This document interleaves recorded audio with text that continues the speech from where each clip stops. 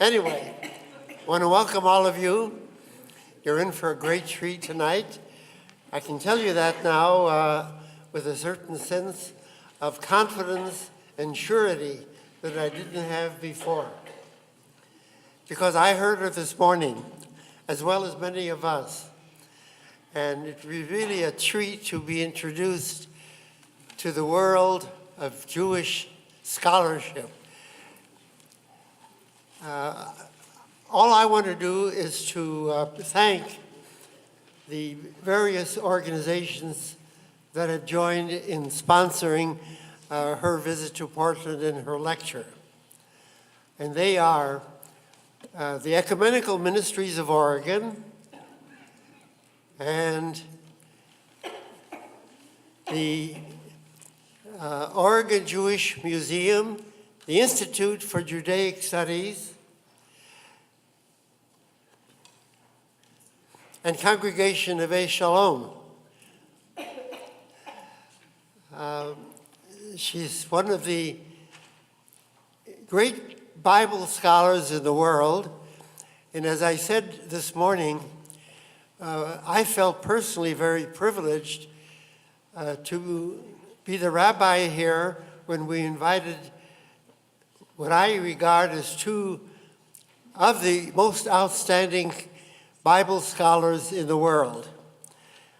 How many of you were here a number of years ago when James Kugel came here? A good number.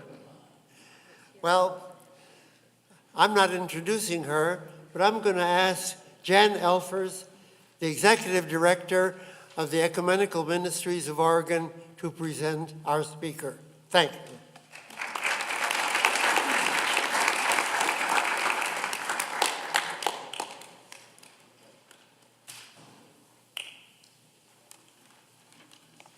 Good evening. It's nice to be with you tonight, friends, on this rainy January evening. Thank you for coming out. It's a pleasure to be here with you all. I thank Rabbi Stamfer for the invitation to introduce our speaker tonight. Thank you to Neve Shalom for hosting this event. And I think we are going to have a real treat hearing from Professor Christine Hayes tonight. We just had an opportunity to have dinner together, and what a delightful and humble and wise woman she is. So thank you for coming to Portland for the very first time, and we hope it won't be the last. So I'll give you a little information about Professor Christine Hayes, who is graduated from Harvard University and UC Berkeley. Christine Hayes is Robert F. and Patricia R. Weiss Professor of Religious Studies in Classical Judaica. Before joining the Yale faculty in 1996, she was Assistant Professor of Hebrew Studies in the Department of Near Eastern Studies at Princeton University for 3 years. Hayes' most recent book, What's Divine About Divine Law? Early Perspectives, received the 2015 National Jewish Book Award in Scholarship, a 2016 Prose Award for Best Book in Theology and Religious Studies from the American Publishers Association, and the 2016 Jordan Schnitzer Award from the Association of Jewish Studies. Hayes is active in professional and academic organizations, serving for many years as an editor of the Encyclopedia for the Bible and its Reception, and 4 years as co-editor of the Association for Jewish Studies Review. She is the current vice president for program for the Association of Jewish Studies. It is my great pleasure and honor to invite Professor Christine Hayes to the lectern. Thank you.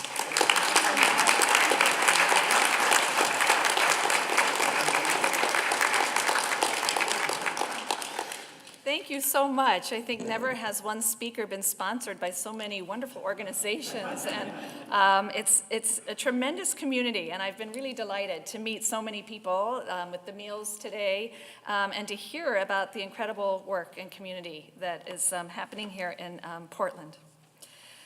Well, a little bit more than 2,200 or 2,300 years ago, some Jews began to think of the Torah as conveying an unchanging universal truth.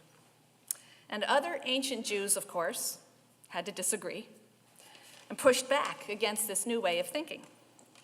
And the consequences of that debate reverberate to this very day. In fact, they continue to this day. And I'd like to explore this debate with you tonight to understand why and when some Jews began to think of the Torah as immutable, unchanging truth, and when and why others resisted. We need to trace the history of the idea of divine law, just the whole idea of divine law, what it even means to say that a law is divine. And what I want to show you is that two very different conceptions of divine law were created in the ancient world, one in Greece and one in biblical Israel. And I want to show what happened when these two radically different conceptions of divine law confronted one another about 2,300 years ago, and how that confrontation continues to influence us today.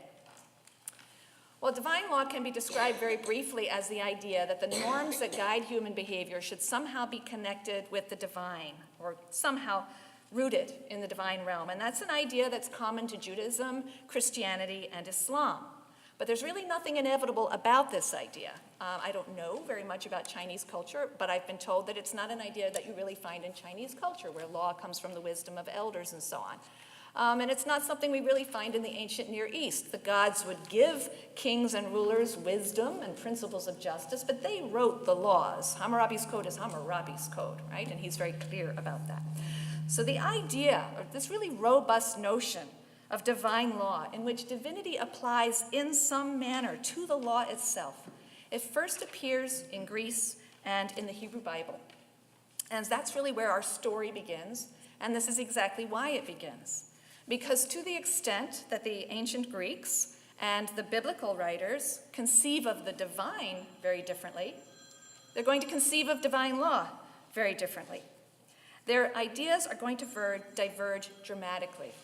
And that is a fact that will have very serious consequences for those ancient Jews who felt compelled to negotiate the claims of these two very different ideas.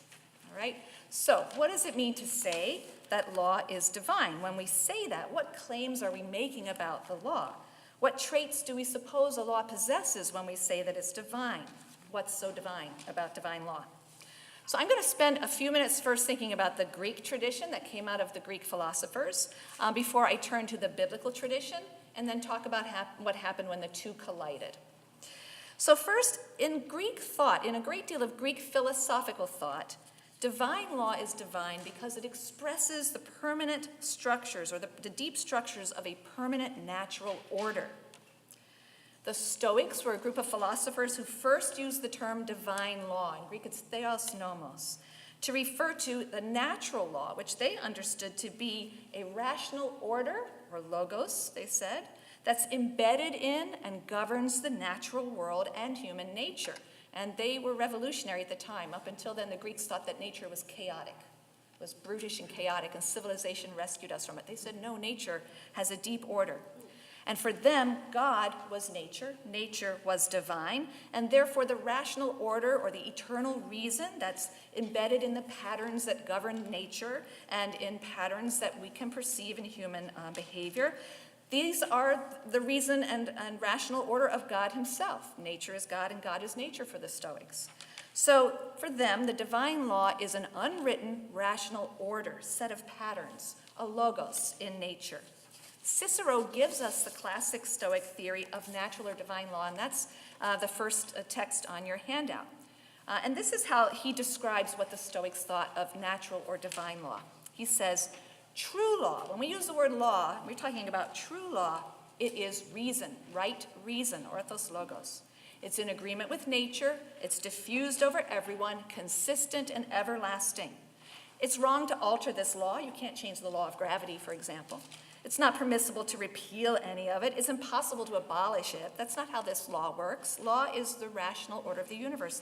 There will not be a different law at Rome and at Athens, or a different law now and in the future, but one law, everlasting and immutable, will hold good for all peoples and all times.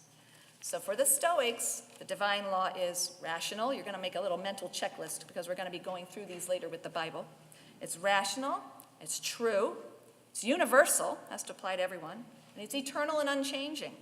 It's static in its perfection, just like the philosopher's God, which was a static first principle.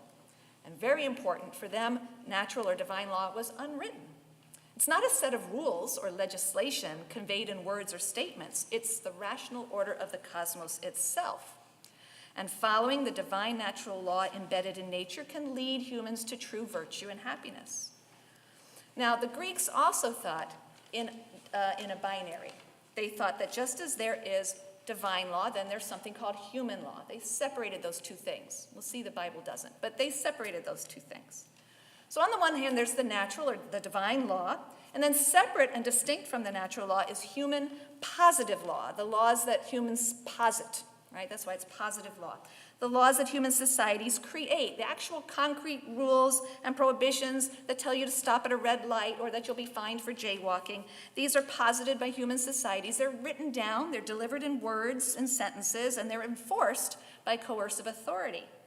Positive law is not universal, it's particular to a given state or political entity, and it's subject to change and evolution over time naturally. And it doesn't necessarily reflect truth or natural reality. I don't stop at a red light because there's something about redness that makes me stop.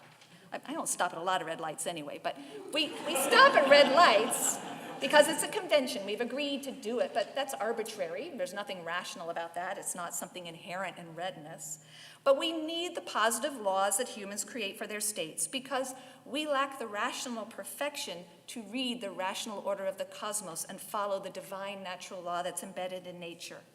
So according to the Stoics, a truly rational person or philosopher, and the Stoics were philosophers, who can perceive the rational truths that are embedded in the universe, well, they would just conform their behavior to the natural order, and they would live justly and virtuously, and such a person would never need the laws of the state. The Stoics really thought they were bothersome, the laws of the state.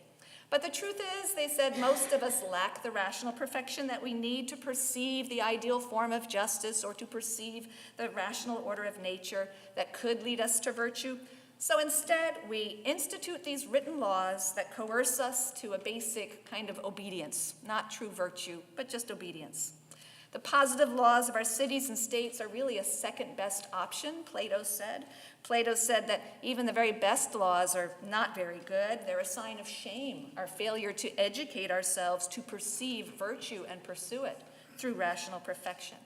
So if you were to meet an ancient Greek philosopher and ask, what's so divine about divine law?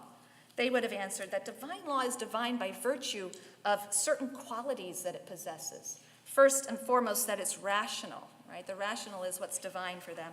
And that means that it's true, rational things are true, and that it's universal, and it's static and unchanging. Truth is always static and unchanging. But by contrast, according to biblical tradition, I'm focusing on the Hebrew Bible, of course, the law is divine, not by virtue of any qualities in it, but because it was given by a God. It emanates from a God who's a master of history. In the Bible, in the Hebrew Bible, divine law is divine because it's authored by, it's the command of a deity. It's not the expression of some impersonal, natural, or divine reason, like the Stoics said, the rational order of the cosmos.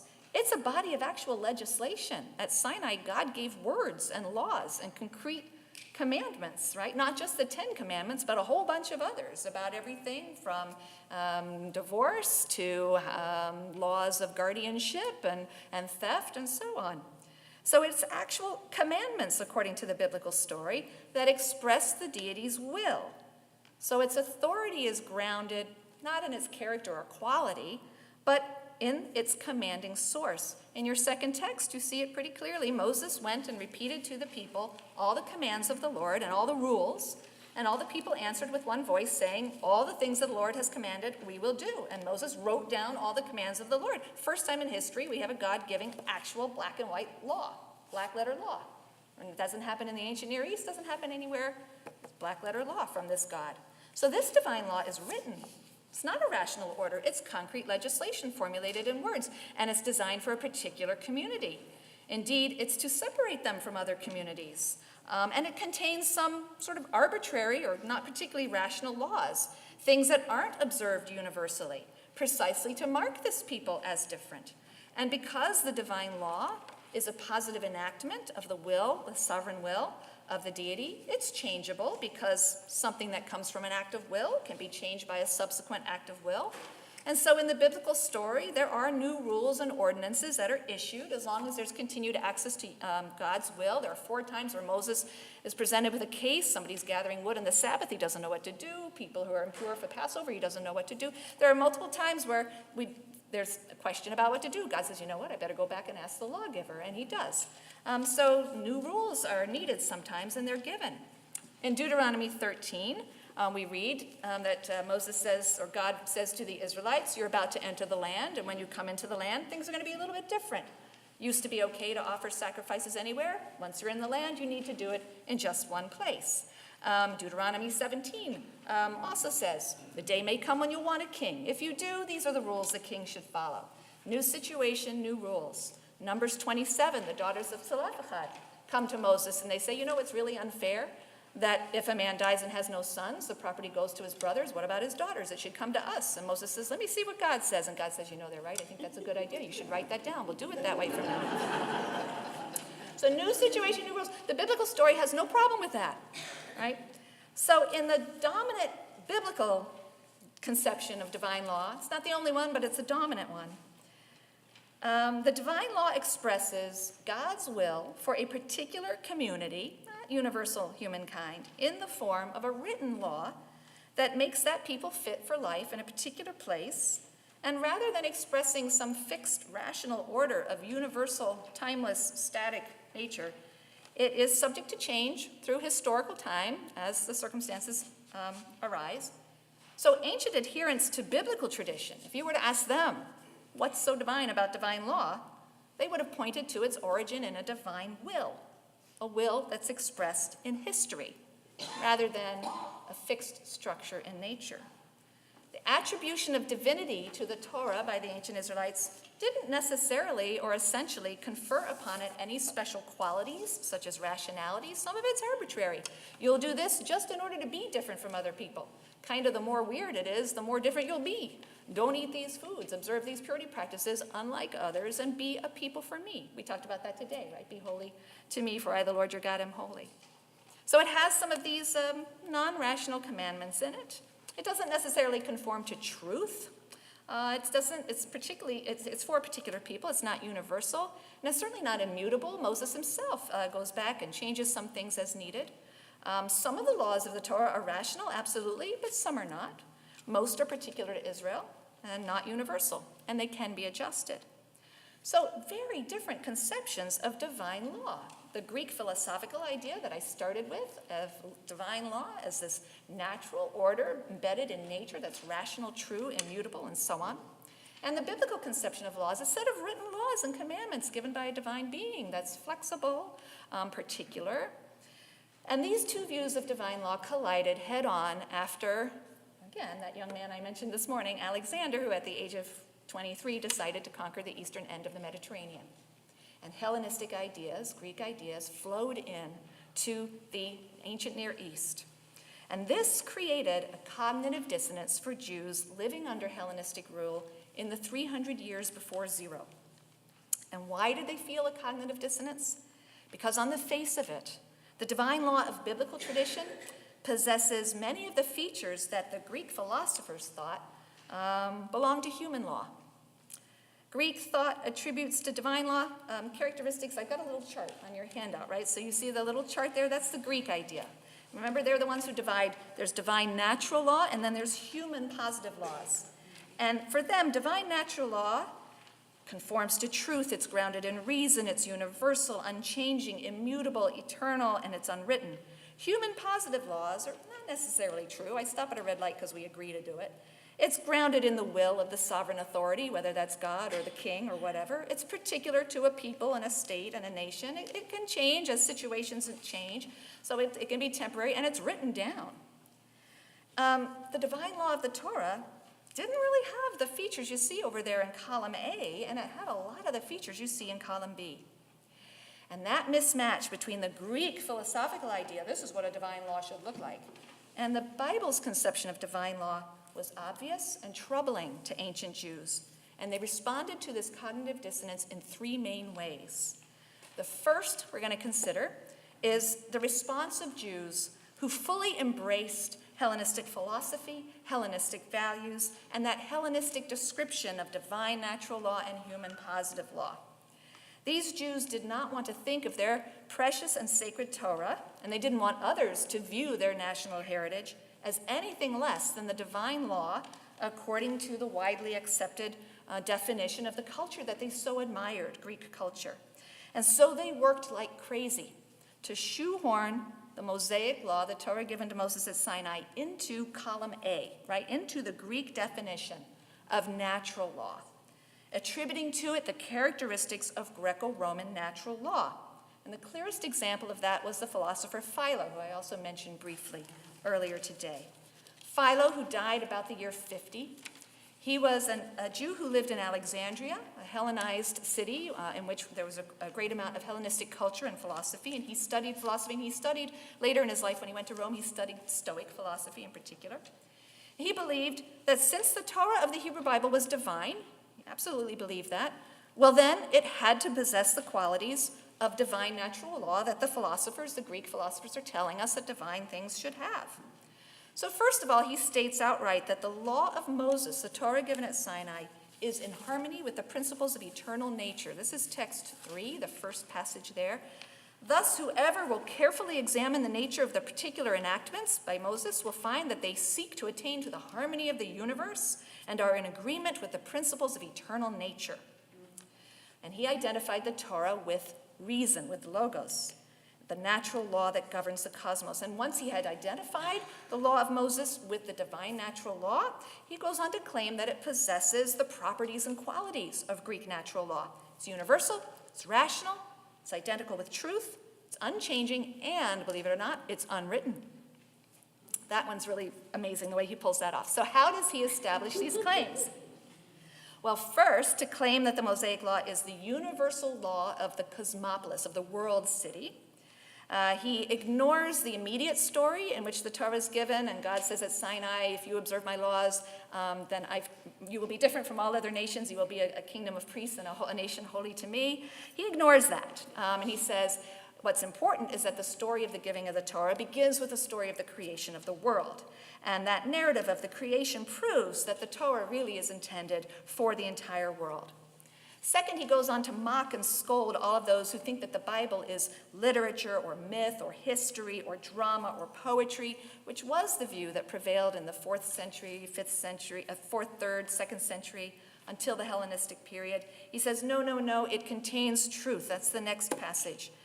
In the poetic work of God, you will not find anything mythical or fictional, but the canons of truth, all inscribed. Well, he has to deal with the Torah's writtenness. Now remember, in the Greek tradition, that's an unfailing sign that something's human. When it's written down, it's laws that humans have created. So Philo asserts that actually the written text of the Torah, the Mosaic Code, is just a written copy of an unwritten law of nature. And we know this because the patriarchs, Abraham and Isaac and Jacob, they observed the law before it was given at Sinai in writing. How could they do that? Because it is the natural law, and they were rationally perfect sages. And as the Greek philosophers tell us, the rationally perfect sage can read the patterns of nature, can read the order and the logos of nature, the cosmos, and conform their behavior to it and be virtuous. And so, if the patriarchs followed the Torah, and he's quite sure they did, I'm not sure he read much of Genesis, but then that's because the Torah is natural law. They knew it from observing nature. They didn't have to have it in writing. What we have is a copy, just a copy of the Torah. And fourth, on the question of change, he says in the passage that's next on your handout, but Moses is alone in this among lawgivers, that his laws, firm, unshaken, immovable, stamped as it were with the seals of nature herself, remain secure from the day when they were first enacted to now, and we may hope that they will remain for all future ages as though immortal, as long as the sun and the moon and the whole heaven and universe exist. So Philo's answer to the cognitive dissonance that he felt between the Greco-Roman idea of divine law and the biblical representation of divine law was to refashion the Torah of Moses into natural law. According to Philo, the Torah was divine law according to the Greco-Roman definition of that term, which means it's universal, utterly rational, true, and immutable. A second response to the cognitive dissonance I'm going to have to mention very, very briefly, and it's Paul's. I don't have time to go in it because Paul is very complicated. But Paul was a first-century Pharisaic Jew, and I think he, like Philo, had to evaluate his national heritage, the Torah, in the light of Greco-Roman understanding of the divine law. But unlike Philo, he took a look at column A and a look at column B, and he said, I think the Mosaic law doesn't possess the characteristic traits of natural divine law, column A. I think it has the earmarks of being the written constitution for one particular people, and some of its rules are pretty arbitrary and irrational. They mark this people off as distinct. It can't really be identified with the universal unwritten law of nature that's inscribed on the hearts of all humans. It lacks the features of divine law as the Greeks defined it. And so the law of Moses, and he does call it the law of Moses, is a particular human law for a particular Israelite community. Non-Israelites don't need to observe that. That's not what's going to give them a connection with the divine. It's more complicated than that, but I'm going to set it aside because I want to get to the third response, which is the Talmudic rabbis, and I spend most of my time with the Talmudic rabbis. So to sum those up, let me just say that Philo and Paul are similar in one respect. They accepted that Greek definition, that Greek distinction between divine natural law, the unwritten rational order of the cosmos, and human positive laws, rules and legislation written down to order society. And if you accept that definition, then you've got to decide where to place biblical law. And the two men just made different choices. Philo was convinced this law was divine, and therefore he identified the Torah with the Greco-Roman divine or natural law, and he forced upon it all of the characteristics in column A, and none of those in column B, including that it is universal, immutable truth. And Paul, on the other hand, made the opposite move. He said the law of Moses doesn't really seem to possess those characteristics. It looks more like a human positive law system. It's not eternal, universal, and unchanging. And like all positive laws, it really can't bring you to virtue. It can be set aside. But a third response is the response of the rabbis of the Talmud. These are rabbinic sages who from the 1st to the 7th century developed the classic works of rabbinic literature, the Midrash, the Mishnah, the Talmud. And for their part, the rabbis, by and large, simply resisted the Greek idea of divine law. They walked away from that little chart that I put on the front page. They presented a portrait of divine law in defiance of that conception. The rabbinic understanding of divine law, or Torah, challenges the very idea that a divine law has to be characterized by a conformity to truth or a universal rationality or immutability. And I want to just consider each of those traits in turn. Truth, rationality, and immutability. We'll spend a little bit more time on truth. First, truth, which is so highly valued by the philosophical tradition. There are many fascinating rabbinic texts in which the Torah doesn't necessarily conform to truth. Now, there are lots of different ways that I could say that something is true. I could say something is logically or formally true, like 2 + 2 = 4, right? That just logic leads you to that. You don't really need to actually be counting anything in particular. 2 apples or 2 chairs, it doesn't matter. 2 + 2 is always 4. It's conceptual, right? So there's a logical, conceptual truth. There's also judicial truth, right, which assigns praise and blame or acquits the innocent and condemns the guilty. There's judicial truth in line with strict justice. Also, something can be true in the sense that it lines up with objective reality or empirical evidence. And there's another form of truth we'll talk about too. But it turns out that rabbinic sources are quite comfortable with the idea that the Torah deviates from all of these kinds of truths sometimes, and consciously so. It doesn't hide it. That would be lying. The Torah doesn't lie, but it acknowledges the truth is over here, but it wants us to do something over here. So I'm going to give you some examples of each of these, and the first one might seem a little strange if you're not familiar with the way the rabbis read and interpret biblical text. But the first is how the Torah can deviate from logical truth. On literally hundreds of occasions, and I really picked one at random, I could have picked any of hundreds, the rabbis will take the time to point out that the divine law doesn't necessarily line up with formal truth or logical correctness. We wouldn't be able to logic our way to it. So look at text number 4. This is going to be an interpretation of a verse from Exodus. The verse is cited at the end of this passage, Exodus 27:20, which is describing the way the sanctuary should be constructed and says, "You shall use pure olive oil beaten for the light," the menorah, the light. Simple enough sentence, but of course nothing simple to the rabbis. They massage all kinds of extra meanings out of the biblical text. So here's what they do.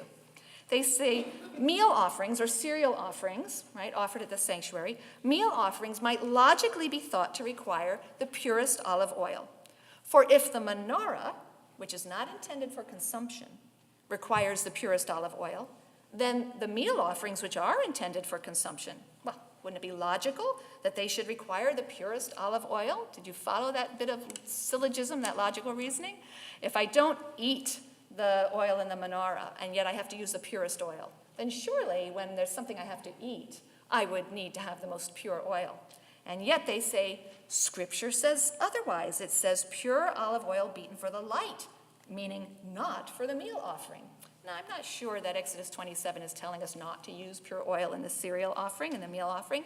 The rabbis are going out of their way to make the verse disagree with some logical principle they've come up with. According to logic, they say the law should be one thing, but what can we do? Scripture comes along and says the law is something else. Logic would have led us to think that cereal offerings require the purest olive oil, or the purest oil, but Exodus 27:20 prescribes it for the lamp, and that implies that we don't use it for the cereal offering. And again, they've massaged that out of the verse. But we have to follow Scripture's dictates against the dictates of formal logic. And that the rabbis should take the trouble to do this and to assert over and over again that logically I would think I would behave one way, but Scripture dictates we behave another way that's not logical is really remarkable. Philo did the opposite.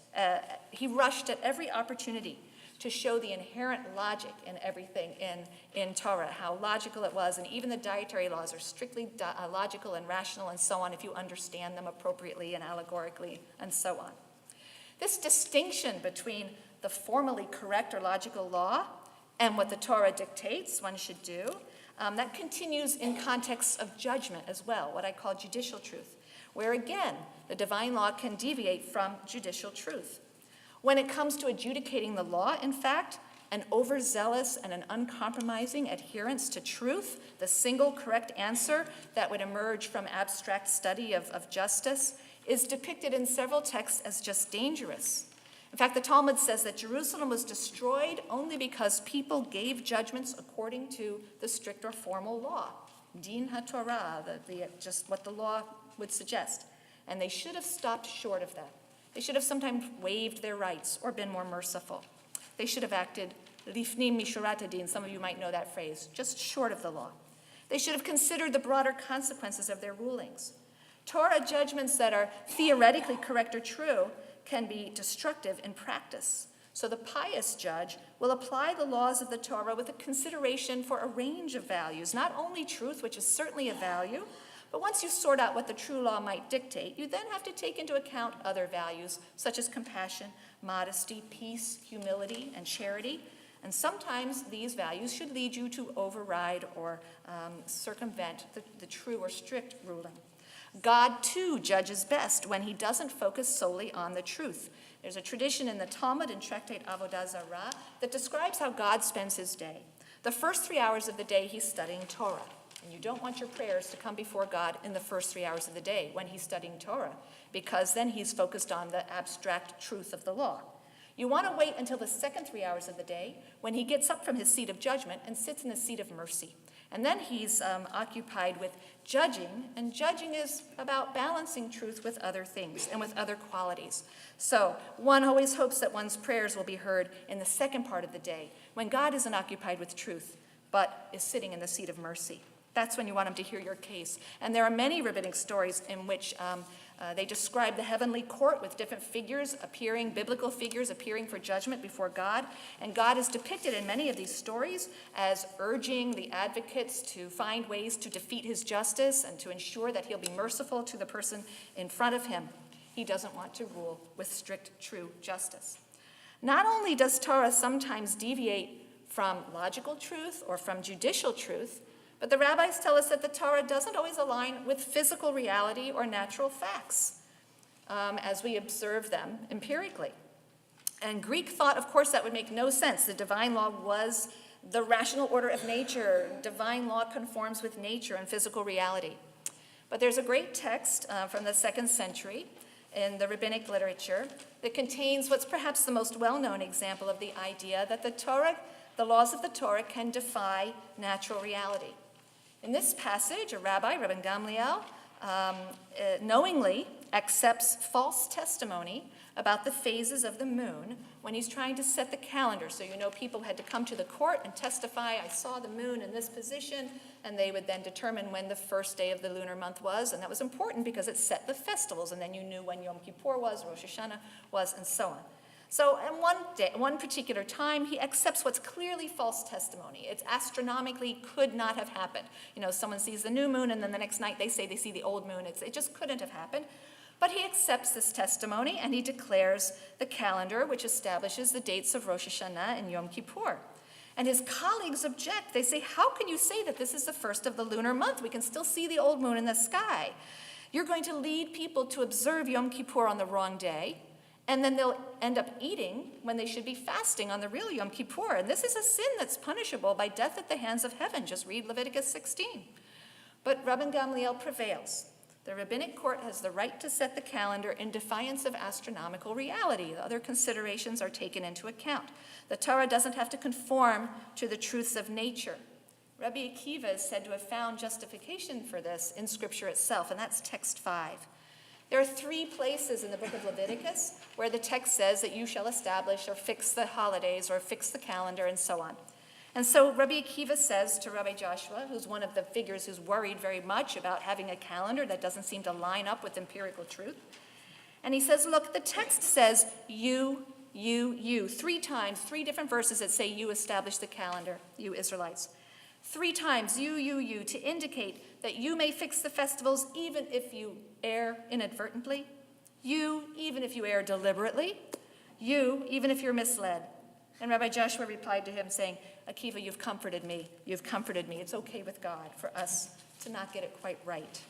There are 3 verses then that are used to sort of justify this position.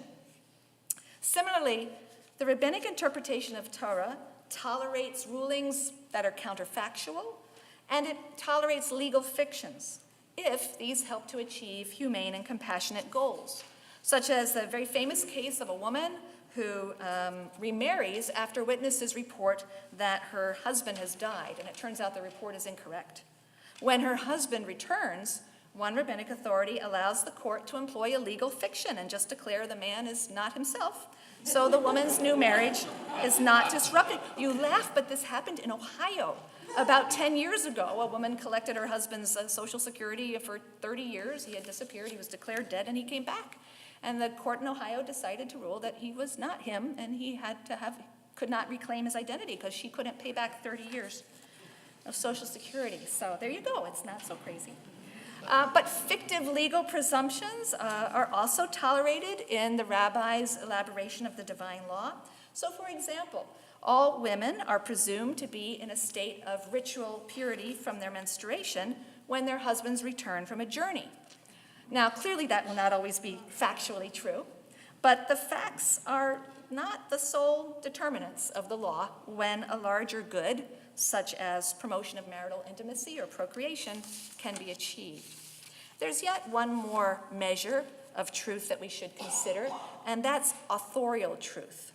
In other words, the true intention of the author in writing the law or the Torah. In the rabbis' attempts to interpret and apply the Torah law, the question is, are they bound by the meaning of the text intended by its author, God? Or can rulings or interpretations of the divine law deviate even from the author's intention? That's the question behind a famous story. Actually, Rabbi Stamfer asked that I mention this story today, so this is one of the reasons I am including it. It's a famous story in the Babylonian Talmud. Here, one rabbi, Rabbi Eliezer, locks horns with the other rabbinic sages over the purity status of a particular type of oven. Rabbi Eliezer declares it pure, and the sages say it's impure. And this is the story in text 6. It has been taught. On that day, Rabbi Eliezer brought forward every imaginable argument, but they did not accept them. Said he to them, so he's exhausted his arguments now, so now he's going to turn to parlor tricks, okay? So he said to them, if the halacha, if the law agrees with me, let this carob tree prove it. And thereupon the carob tree was torn 100 cubits out of its place. Others say 400 cubits. No proof can be brought from a carob tree, they responded. Again he said to them, if the halacha, if the law agrees with me, let the stream of water prove it. Whereupon the stream of water flowed backwards. They said, no proof can be brought from a stream of water. It's not an argument. Again he said, if the halacha agrees with me, let the walls of the schoolhouse prove it. So the walls of the schoolhouse inclined to fall, but Rabbi Joshua turned around and rebuked them, saying, when scholars are engaged in a legal dispute, what business have you to interfere? So they kind of froze. They didn't know who to please. They didn't fall in honor of Rabbi Joshua, but they didn't go back upright in honor of Rabbi Eliezer, and they're still standing, stuck, frozen like that today. So again, he said to them, if the halacha, if the law agrees with me, let it be proved from heaven. Now he's calling on the author of the text. Whereupon a heavenly voice cried out, why do you dispute with Rabbi Eliezer, seeing that in all matters the halacha agrees with him? But Rabbi Joshua arose and exclaimed, and here he's citing Deuteronomy, it is not in heaven, when Moses says the Torah is not in heaven. It is here at hand, right? It is not in heaven. What did he mean by this? Rabbi Jeremiah said, the Torah has already been given at Mount Sinai, from heaven to us. We pay no attention to a heavenly voice. Because, God, you have long since written in the Torah at Mount Sinai, after the majority must one incline. You might be thinking, what did God think of all this? Never fear, we can tell you. Rabbi Nathan met Elijah. Whenever the rabbis need to have sort of a hotline to heaven to figure out what's going on, Elijah will show up and let them know, since he travels back and forth. So Rabbi Nathan, or Natan, met Elijah, Eliyahu, and he asked him, what did the Holy One, blessed be he, do in that hour when Joshua said, the Torah is not in heaven, we can overrule the heavenly voice about what the text means? He laughed with joy and said, my children have conquered me, my children have conquered me. After all the arguments have been exhausted, Rabbi Eliezer resorts to these miraculous feats to prove his interpretation of the divine law, uprooting carob trees, causing the river to flow backwards, making the schoolhouse walls tumble.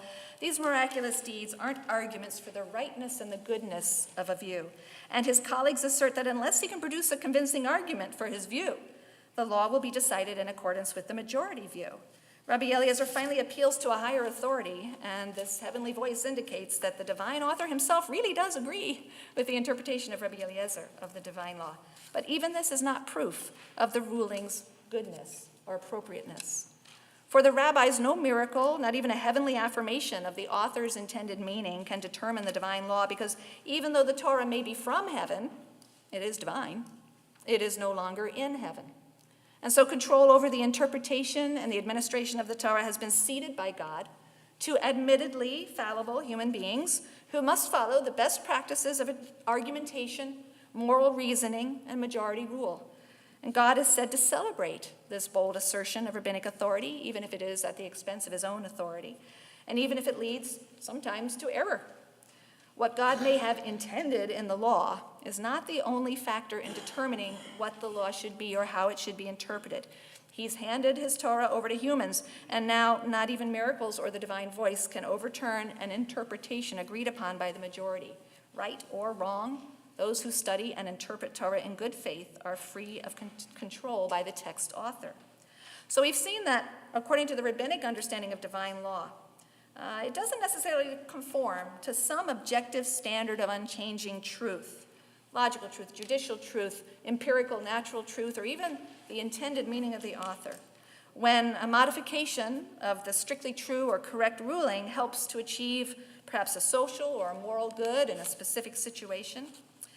Nor do they think that the laws of the Torah are all rational. You remember that the Stoic definition of divine law is it is truth, it is rational, it is reason, and it's immutable.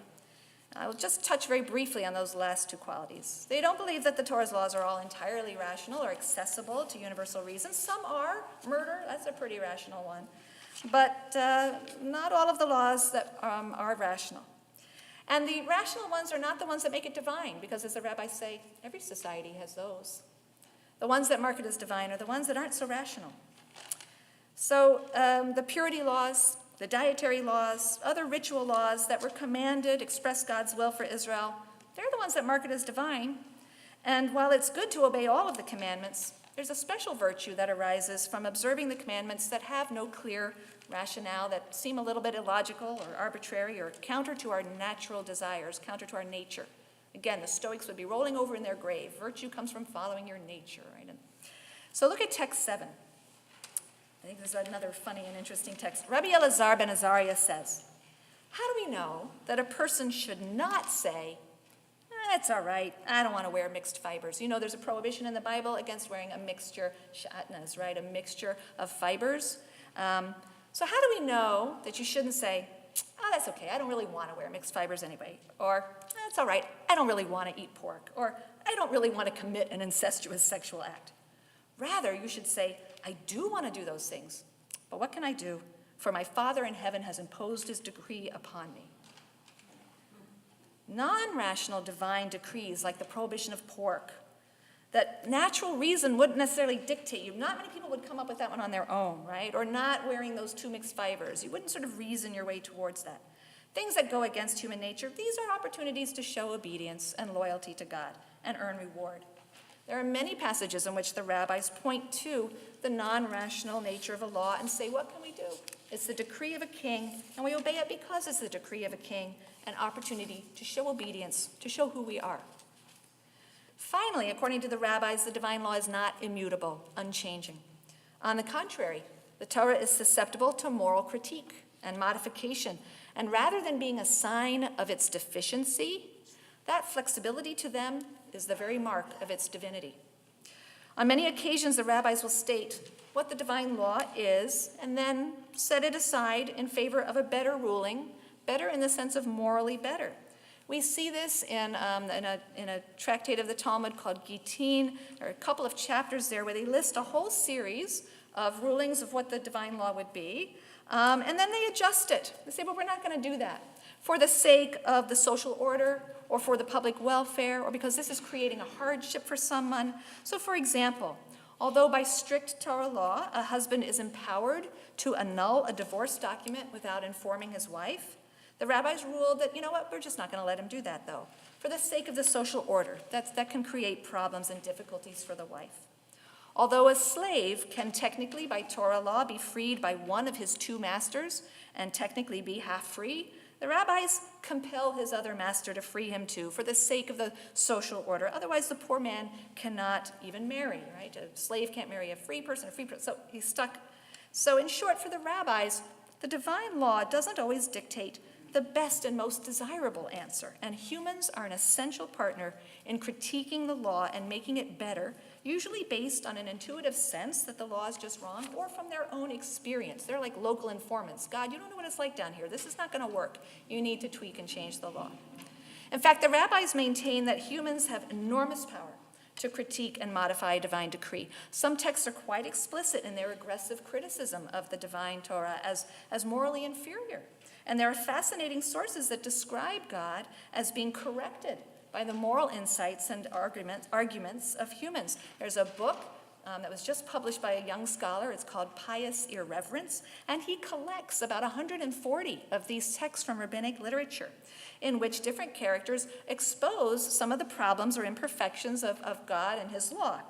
Sometimes God rejects the critique or has a good answer, ignores them, but sometimes He courageously admits his flaws, and he adopts the more ethical stance that's proposed by his human partner, and he modifies his behavior, or he modifies a decree or a law in response. Text number 8 is a case where God concedes to Moses his criticism of the principle of intergenerational punishment, right?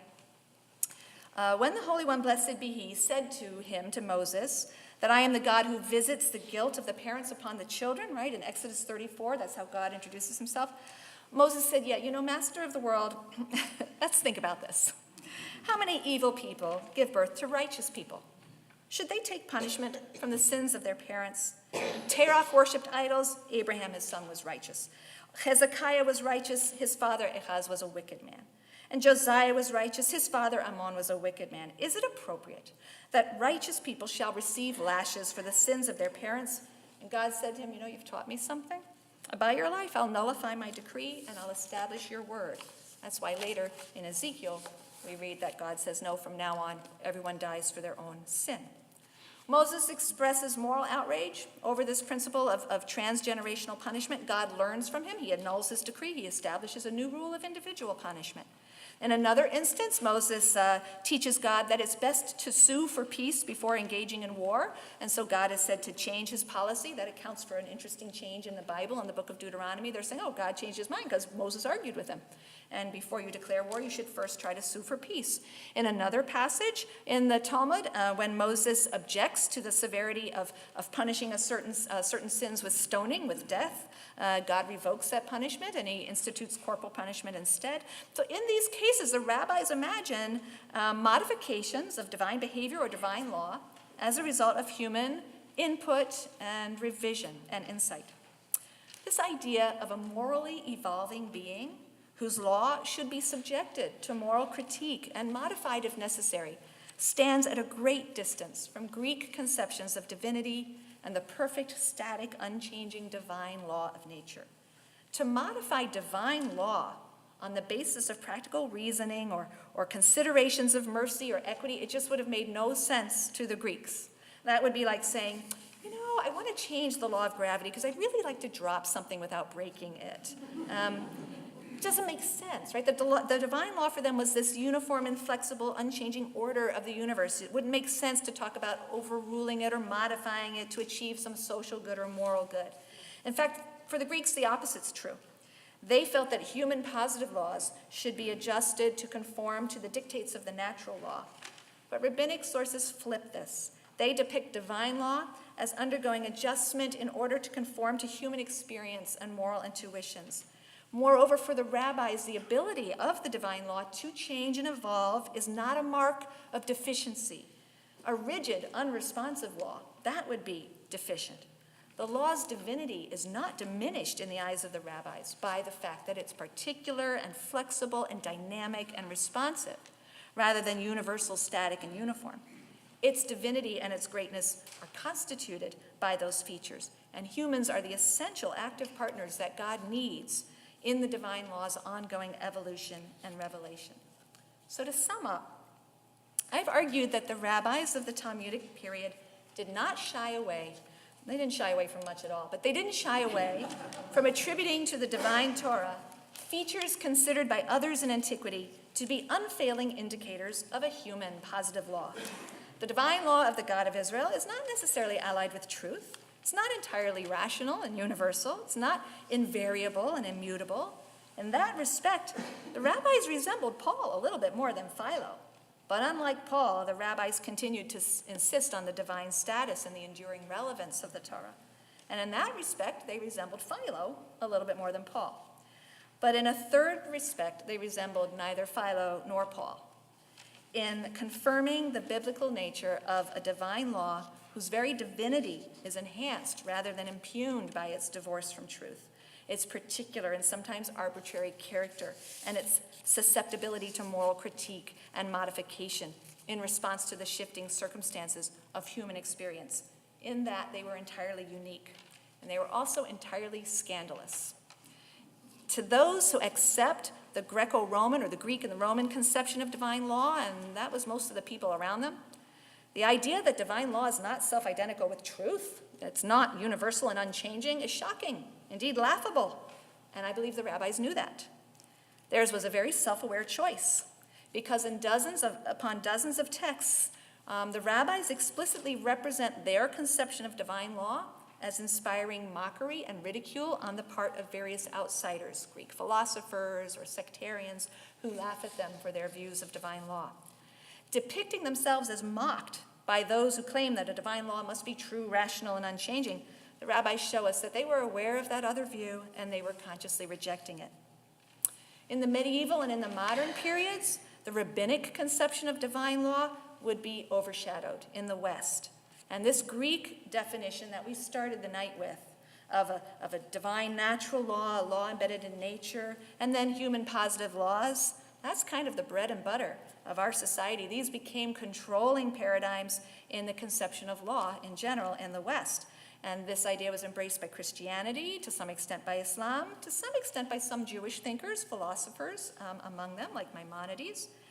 And we in the West are heirs to this tradition. So most people today, if you ask them what it means to say that a law is divine, they will tell you, and I know this because I do this every year in my seminar on divine law. I ask each student to tell me their name and tell me what they think a divine law would be like, what would make it divine. And they will tell you, well, I guess it would have to apply to everyone.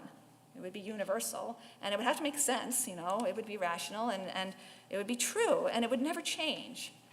And so we, too, sort of somehow think that something divine must be universal, rational, immutable truth. And so we bring that to our reading of the biblical text. We map onto biblical divine law, or Torah, the characteristic features of the Greek conception of divine law. And so for many modern readers, too, the rabbinic construction of divine law can seem scandalous. A law that's divorced from truth and subject to change or evolution, well, that's surely human. But who says? Perhaps there's something to be gained from bringing the rabbinic conception of divine law out of the shadows, from considering the possibility that a law and a text can be divine without being universal, absolute, unchanging truth. So I'm going to leave you with these provocative questions and a final text.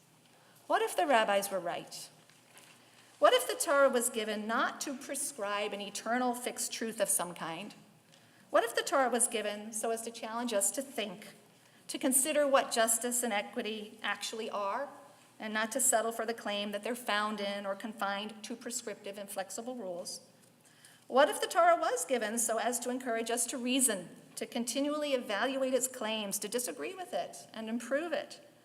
What if the Torah was given on the assumption that immersion in its modes of argumentation and instruction were intended to create respectful sparring partners for and critics of God? What if the Torah was given so as to allow the human voice to eclipse the divine voice in its moral clarity and interpretive authority? I think the ancient rabbis believed it was. I think they believed that God did not give a fixed and inflexible law to be mechanistically and mindlessly applied, but a set of teachings, immersion in the subtleties of which should lead to the formation of autonomous and intelligent moral beings who can say it is not in heaven. On this view, God's greatest success and pleasure is found when humans take it upon themselves to serve as his moral critics and to create from what they've been given something new and something greater. And one last rabbinic text illustrates this point. So I'll close with text 9. This is a text where the rabbis offer a parable to help explain their understanding of the nature of the Torah, the divine law given by God. And here is the parable. To what can it be compared? To a king of flesh and blood who had 2 servants, and he loved them both with a perfect love. He gave each of them a measure of wheat and each a bundle of flax. What did the wise servant do? Well, he took the flax and spun a cloth. He took the wheat and made flour. He cleaned the flour and ground and kneaded and baked it and set it on top of the table. And then he spread the cloth over it and left it until the king would come. The foolish servant, however, did nothing at all. And after some time, the king returned from a journey and came into his house. And he said to his servants, "My sons, bring me what I gave you." One servant showed the wheat, still in the box, with the bundle of flax upon it. Alas for his shame, alas for his disgrace. When the Holy One, blessed be he, gave the Torah to Israel, he gave it only in the form of wheat, for us to make flour from it, and flax, for us to make a garment from it. Thank you so much for your attention this evening.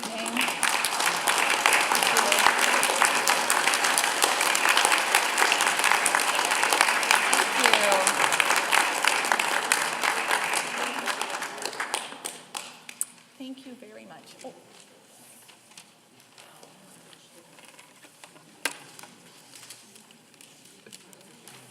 We're going to have time for a few questions. But all I want to say is, for the first time in my life, I heard a 2-hour lecture in 1 hour.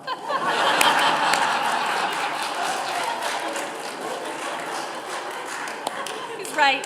That was wonderful. He's right. I'm notorious for that. It's true. Okay, questions? Questions, wait for the microphone, please. Okay, here, Doug. Was it Doug? Yeah. Careful. So the Talmudic rabbis did actually have a conception. Right here. The Talmudic rabbis actually did conceive of a universal law in the Noahide commandments. And could you say Sure, something I'm about happy that? to talk about that. So, in the medieval period, when certain Jews began to accept these Greek ideas about divine and natural law, and they were a little nervous about the fact that Jewish tradition didn't have this idea. And so in the medieval period, we get this concept of the Noahide laws as being a universal law. But that's very much a medieval development. When the rabbis talk about the Noahide laws, first they talk about it in a work called the Tosefta, which you're probably familiar with. It is by no means a universal law. The Noahide laws apply differently to Gentiles and Jews in Tosefta Sanhedrin, and in the Babylonian Talmud, in Tractate Sanhedrin, they are even further apart. The laws of murder apply differently. The laws of theft apply differently. These were laws that were given by commandment. They're not found in nature. God handed them as commandments, just as he handed the Torah to Israel. He handed 7 laws to Noahide, so it's not a natural law. It comes from God and is given as written laws to the Gentiles. But even so, they're not universal. They're differently observed by Jews. But in the medieval period, as part of this idea, this cognitive dissonance, and we had some Jewish philosophers who wanted to find some notion of a natural universal law in Jewish tradition. And so they took those texts about the Noahide law and they developed this idea, but it's actually a mistake.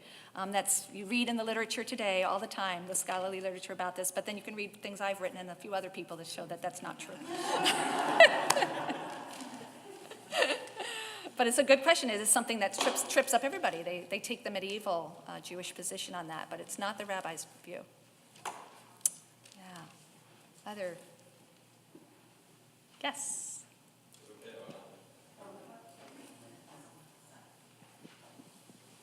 If you don't want to deal with this is fine. I'm always curious about the Sefer of Bava Metzia 59b, which you shared with us. Yeah, the end of the because story. it completely undermines it, but I've never figured out how it undermines It doesn't. What I love about so what he's asking is about the end of the story where God laughs and says, "My children have conquered me, my children have conquered me."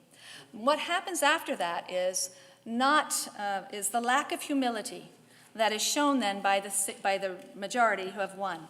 Because they turn around to Rabbi Eliezer and they punish him terribly and humiliate him. They take everything that in his life he has ever declared pure and they burn it as if it's impure, and he weeps. The story is in a section of the Talmud which is talking about the crime of shortchanging someone, harming someone financially, but they're saying there's also an ona'ah of the spirit. There's a way that you can harm people, and this is the example.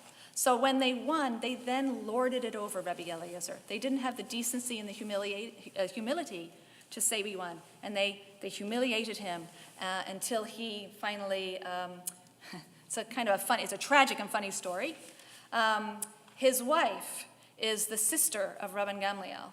And they place him under a ban. That's right. They not only burn everything that he ever declared pure, they place him under a ban. No one's allowed to study, but he's ostracized entirely. His wife is the sister of Rabban Gamliel, and she knows that her husband's being treated so harshly, and that if he cries to God, God will answer his prayers in mercy and will kill her brother, Rabban Gamliel. So she's trying to keep both of them alive. So she does everything she can to make sure that he never has a chance to pray or cry to God. She knows her brother will be dead. And so she constantly keeps him busy, but one day a beggar comes to the door and wants some bread, and she turns aside, and her husband falls to the floor of tears, and Rabban Gamliel is struck dead. What I think that's telling us is there is no absolute truth. And if you act as if when you win or you have the truth and then you absolutize it and you turn around then and crush somebody else, stay humble and recognize that your truth today, tomorrow you may be the one overruled. Tomorrow the interpretation might not work. What you think is true today might be best and it might be the best law today. But tomorrow is a new day and there's a new consideration and something you haven't thought of. And maybe we'll need to, for the best outcome, change the law again. And you can't lord it over anyone as if you somehow have found the truth and can crush other people. So I actually think it's consistent. They did not do what God did. When God was defeated, he smiled and said, they've conquered me. But what did they do? They turned around and crushed someone with their sense of their righteousness and their truth, and they were punished for it. It's a really complex and wonderful story, and a lot of people don't know the ending. They stop there. But it's a great story, and it teaches, I think, another lesson about truth, right? Your talk was the most delightful academic presentation of conservative Judaism that I've ever heard. Sometimes. And Sometimes not. sort of beyond, I mean, the question is where we have gone as Jews. Yeah. And in a sense, we have really gone in the direction of the Greek philosophers. Yes. That there's this absolute. Yes. And even to the point of those who take the stories of Genesis as absolute truth. Yeah.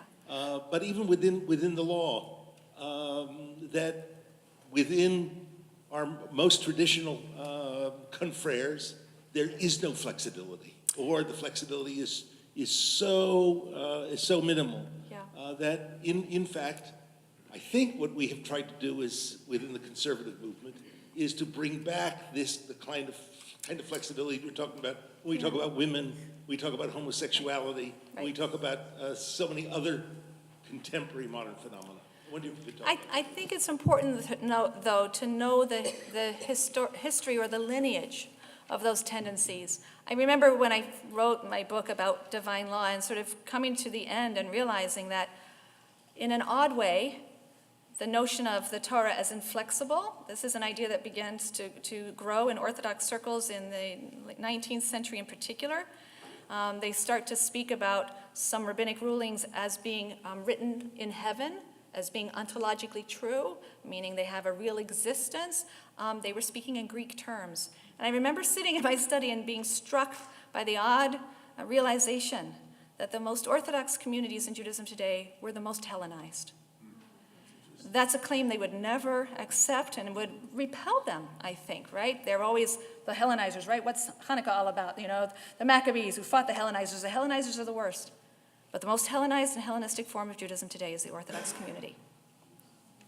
Right.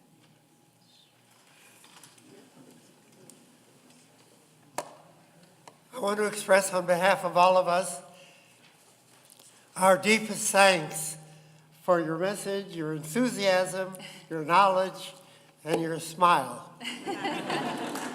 Thank you.